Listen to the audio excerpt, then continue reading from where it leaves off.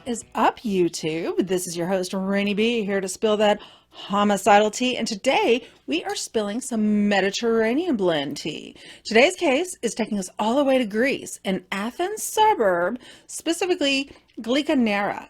I hope I said that right. Every time I see footage or pictures of Greece, it always looks so serene and peaceful. It's so hard to imagine something so awful happening in such a beautiful place. But unfortunately, for this case, the case of Caroline Crouch, an unimaginable crime took place in this idyllic paradise, leaving a family ripped apart and a baby daughter without her mother. Before we get into it though, please take time to like and subscribe. I normally post new videos every week, but with Omicron and with the holidays and just being lazy / also hosting a friend from out of town, shout out Burke Bow, and I'm just basically sluggish around the house. So back to the weekly grind. And I got a new camera for Christmas. Don't know if you can tell the quality, but yeah, when I was playing with it, you can see a lot. Like 4K ain't no joke. So anyway, I took it back down to HD so you guys don't have to see every single pore on my face. Anyway, but that being said, let's dive into this case, the case of Caroline Crouch. Now, first off, let me tell you, these details in this story might be a little bit off from what you've heard before, if you've heard this story before. Most of this stuff came from translated Greek, so I'm trying to do my best with all the translations. And as much YouTube as I watch from Japan, and like the Chris Broad channel and the Abroad in Japan, it's pretty obvious that, and I'll put a link right there, that the translation from Google can be a little bit strange sometimes, so just bear with me. But so far as I found, Caroline Crouch is a young British woman, and she lived in Greece, and she was found murdered on May 11, 2021. Caroline was a University of Piraeus, a statistics student. When she was 8 years old, she and her Filipino mother, Susan de la Cuesta, and British father, David Crouch, relocated to the island of Alonissos. Oh my God. Alonissos. You look it up. Her husband, oh my God, Charalambos, we're going to call him Bobbies. Oh my gosh. I'm not even going to try to say it. There's the name. Anagnostopoulos. Yeah, we'll just call him Babis. Was a pilot, and they had an 11-month-old daughter named Lydia. Caroline and Babis had been dating since she was about 15 to 16, so they knew each other forever. They went on to marry in Portugal in 2019. Married life had its ups and downs, as it does, and Caroline suspected Babis of having an affair. Now, it was around the time that the baby was born, about a year prior to what happens next. On May 11th, 2021, not too long ago, at approximately 4:30 a.m., perpetrators had broken in through the front door of their two-story house that was shared by Caroline, Babis, and their infant daughter, Lydia. The suspects even took the time to stop when they entered, grabbed the family dog, Roxy, and strangled her with her own leash, killing her to silence her barks to warn their family of their presence.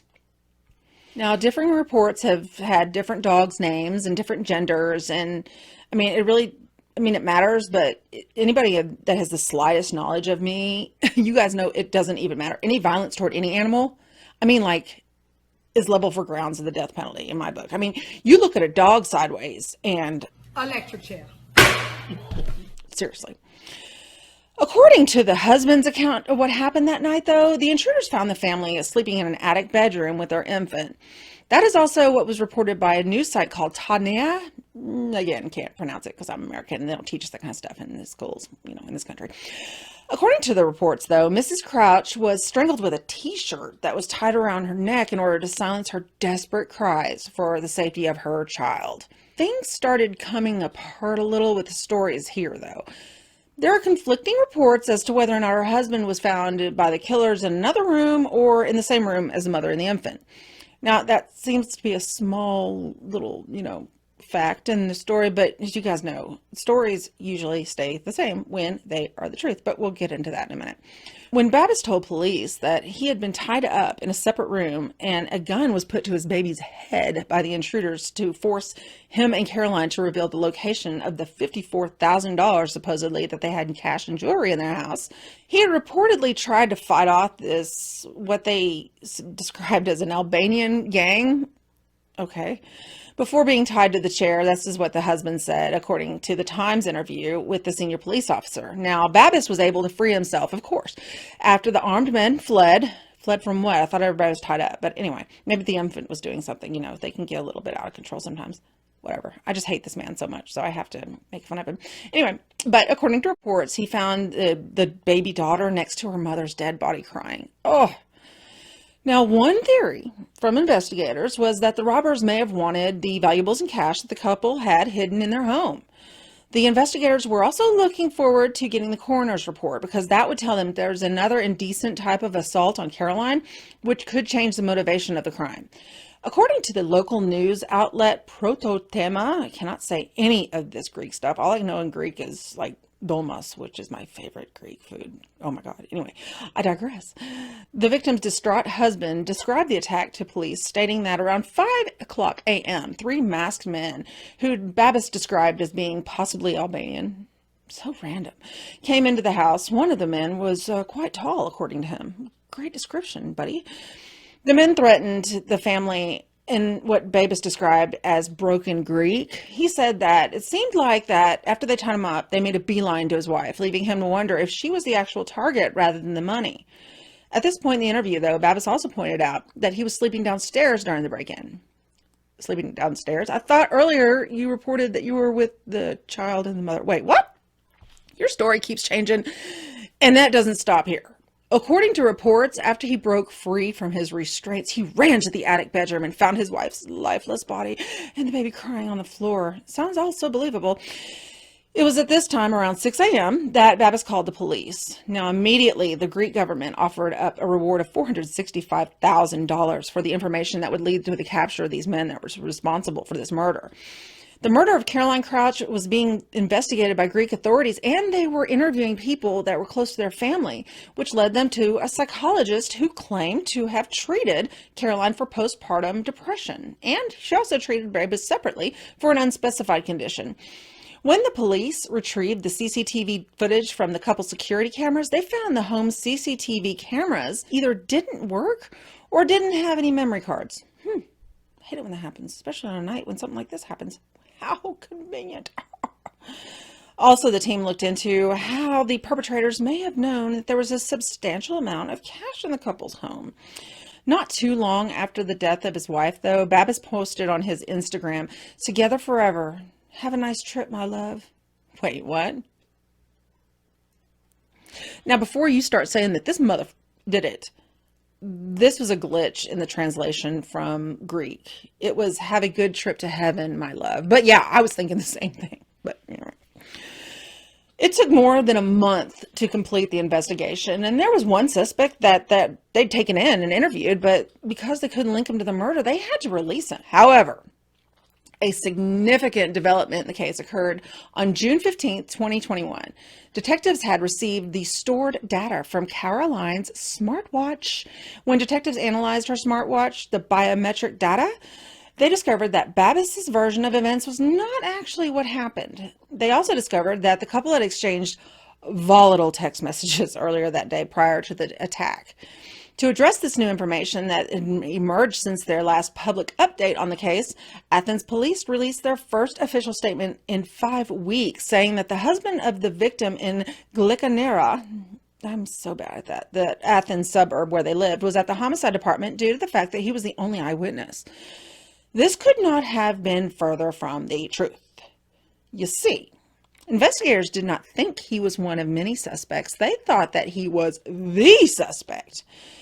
It did not take long before what they thought became what they knew. After 8 hours of questionings, Babbis admitted to the murder. In the early hours of that evening in question, she threw the child in the crib and told him to get the hell out. Then she started physically attacking him. Well, he also reported that this is when he snapped and he decided to strangle her. The idea for the robbery was an afterthought, and this was due to the fact that his judgment had become clouded in rage and fear. Yeah, I bet you were fearful. Wait, for what? You're the one killing her. What's ironic is that the witness that they didn't even know would be their strongest witness and the most accurate had yet to even present itself. As they seized his personal property, they retrieved info from his phone, always a good, witness, but he also had a smartwatch as well that was synced to that phone. The fact that he was using his phone at the time that he initially told police that he was tightly bound and tied up to a chair, it wasn't even corroborated by this activity tracker. It showed him going all sorts of places. He was never even still that night. So now they have two smartwatches, and both of them sang like canaries. Caroline's biometric watch recorded an intense pulse stimulation when Babbis began attacking her in front of their daughter. When he started the assault, she had been fast asleep and had a steady and slow heart rhythm. Detectives found that the data in her watch proved that he had violently attacked her and she had violently fought back. And it's sad, though, to think she was fighting against her husband, whom at one point in time she loved and trusted. And she fought for her life for over 10 minutes against the last person on earth that she would ever had imagined she would have to. I mean, can you even imagine? In order to create a more believable crime scene, Babbis allegedly placed Lydia next to her mother's corpse. Unforgivable. For the sake of blaming imaginary Albanian criminals, the police were pursuing nobody else. He was the only suspect the whole time, so these Albanians is ridiculous. This was also when he said he drowned and strung up their loving and loyal puppy, which was rumored to intensely love Babbis, actually the most in that family, and would snuggle with him all the time. Again, electric chair.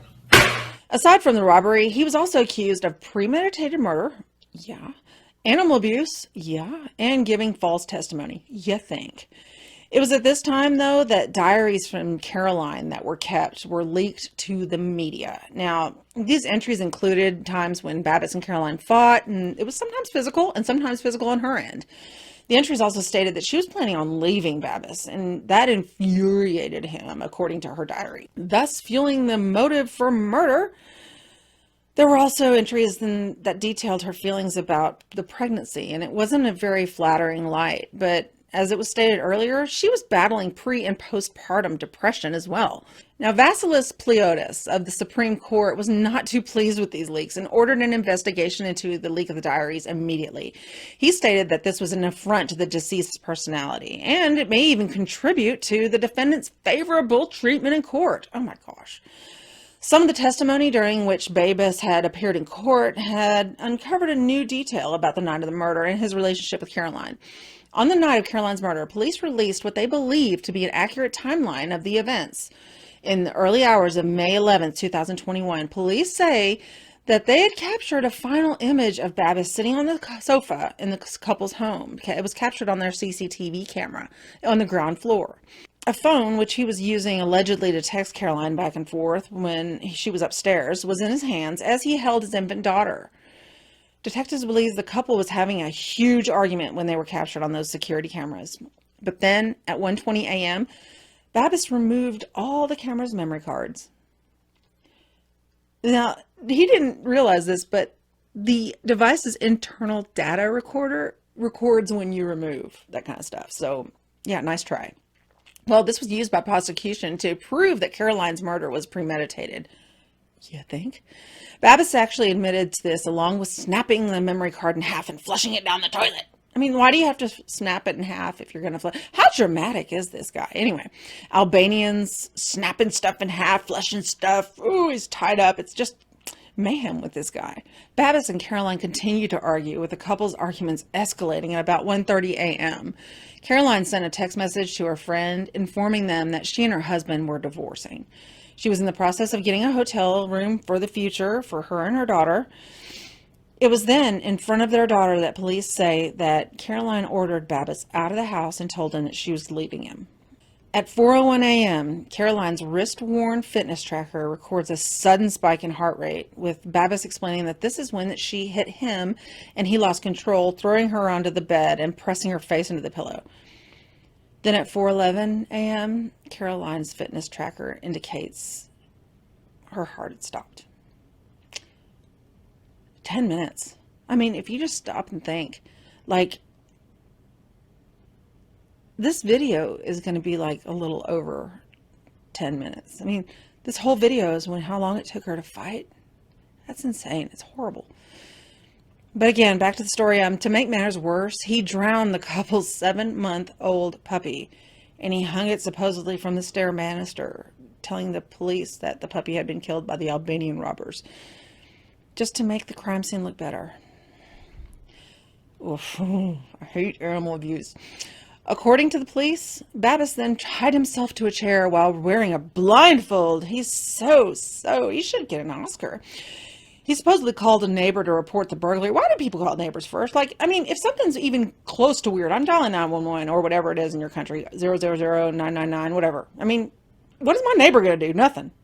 Anyway, maybe I just have bad neighbors. This is supposedly when his judgment was clouded. Babbis described his fear and anxiety for Lydia growing up without knowing her father and how it was impossible for him to remove Caroline's body. He went on to say that the only way out of the situation was claiming that someone else was responsible. So he called the police to report a fictional break-in. Supposedly terrified, he figured that killing the dog would make it appear as if a gang of rogue robbers had broken in. So he did just that. From his account, no one would have guessed that he was even capable of harming an animal. But as if this asshat could not get any worse. I mean, though killing a loyal and loving family pet is about as bad as it gets in my book, this piece of excrement asked Caroline's parents for money after the murder. I'm going to kill your daughter and then I want you to pay me. He killed Caroline, then begged her parents for money to cover the costs of her casket and the flight that would transfer her body to her funeral in New York City. In total, they gave him close to $4,000 for the funeral expenses. But in addition, some media reports also claim that 10 days prior to the murder, Caroline's mother gave Babbis an additional 17,000 euros. Okay, There's some theories that Caroline's death may have been caused by the fact that she discovered that Babbis was smuggling drugs for the cartels. After a thorough investigation, police officers discovered that the couple had recently purchased a $65,000 plot of land and were designing a $200,000 home to build on that land. David Crouch, Caroline's father, believes that the rumors of Babbis being involved in drug smuggling had some basis in truth. Wait, cartels in Greece? Hold up. ADHD moment. Hold up. Hey. Dude, the cartels are alive and well in the Mediterranean. I started researching this. Apparently their big thing to do is to put coke in banana boats. Who knew the Greeks were so into bananas? Can I have some of those bananas? I'm just kidding, because I don't like any of that. Let's get back to the case. An ADHD moment. So we don't play. Susan and David Crouch, Caroline's parents, have spoken out about the situation, with 78-year-old David Crouch saying to the media that his wife and Susan will spend the rest of their lives making sure that justice is done and little Lydia will be brought up with all the advantages that can be given to her, and also keeping alive the memories of her mother that hopefully will live forever. Baby Lydia has been placed in the custody of the Crouch family as of late 2021, but it is believed that also Babbis's family is interested in custody as well. I mean, they didn't do anything except, they're related to a sociopathic killer, so, I guess I can see their side. But in the meantime, the court is considering a permanent custody agreement. They just haven't come to one yet. When Babbis got his chance to address the media outside the Athens court complex, he said, "Please accept my sincerest apologies. I wish I could go back in time, but I can't." And other variations of that. I mean, are you kidding me? Boo-hoo, puke. Y'all know what I think. Electric chair. Demonstrators chanted "rotten jail" and "monster" at him, and I'll add, mother thief and dog killer to the bunch. Hell, I wish I could be out there with them. But to ensure his safety, because, that's important, Babis was being held in Greece's most notorious maximum security prison, Korydallos. It's just outside of Athens, but gang violence, overcrowding, probably drug people from the cartels, they make it one of Europe's worst prisons. Good. It's actually so bad, though, that the Greek government has vowed to close the facility.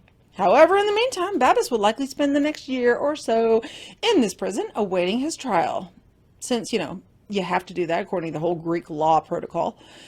But I'm not sure what they're waiting for. I mean, he confessed, so lock him up, throw away the key. Or better yet, just let Caroline's dad have 10 minutes with him. And that would save a lot of taxpayer money. Maybe. I mean, I'm thinking of an American justice system. The one that, through incarceration, it can educate, enrich your life, and even improve your life. What a great country. But I digress. Rest in peace, sweet Caroline. I mean, you were taken away way too soon. And blessed be little Lydia, you did not deserve this.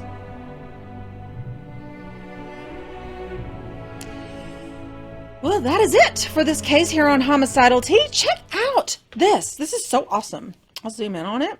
And if it doesn't pick it up, then I'll just take a picture and put it in here.